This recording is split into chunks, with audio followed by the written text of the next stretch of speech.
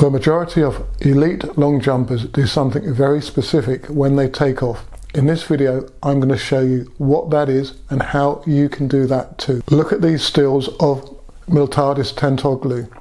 He recently jumped 8.65 meters twice in the European Championships. If you don't look, you won't see it. It's very subtle. It's what happens between the third step to the penultimate step and then into the takeoff.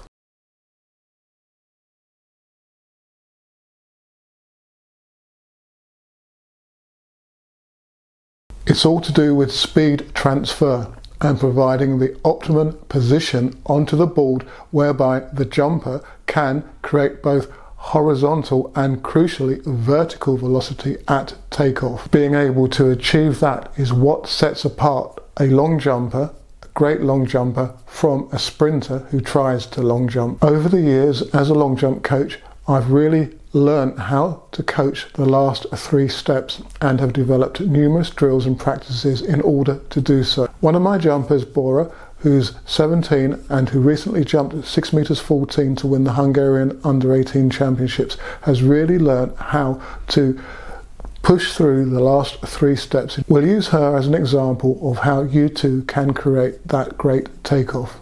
Study the positioning of the last 3 steps. You run off the third into the penultimate onto a heel-led, flat-footed penultimate. That, for want of a better way of putting it, provides a slight braking that enables you to set the jump. There's also a lowering of the centre of mass of a few centimetres.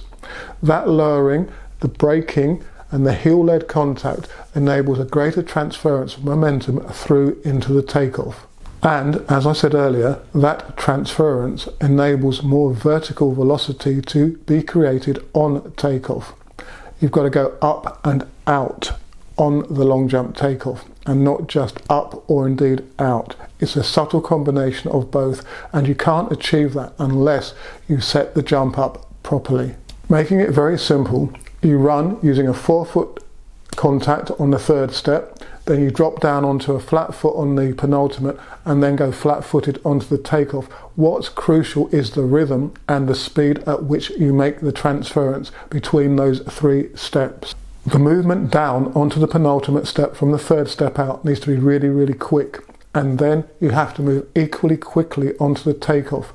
Now, the positioning from step 3 to step 2 is what's going to create the movement, the correct movement into the takeoff. What I often say to my jumpers is, don't let it happen, make it happen. You have to step very specifically and very quickly and deliberately in order to get those positions. We utilize numerous drills, mat drills for example, very specific galloping type of movement drills and positional drills, all which are designed to create the ability to move very quickly and deliberately across the final steps into takeoff. In many ways, eccentric strength is just as important for the penultimate step as it is for the takeoff, in that you need to be able to return energy very quickly from the contact on the penultimate as you would do off of the board into the air for the takeoff. If you're somebody who has a long last stride into the takeoff, don't think that you can't change. You can if you do the right drills. And these drills must be part of your training program from the moment you get back into winter training, autumn training. So next time you get a chance to watch elite long jumpers in action, pay particular attention to what they do on the last 3 steps, and in particular from step 3 to step 2. You're going to see invariably what I've pointed out in this video here. I've had some positive responses about the hurdles content that I've been creating, so do look out for more of that to come. And if you're looking for a great training shoe for sprints, hurdles, long jump and triple jump, then do check out the Antiques Muscle Runners.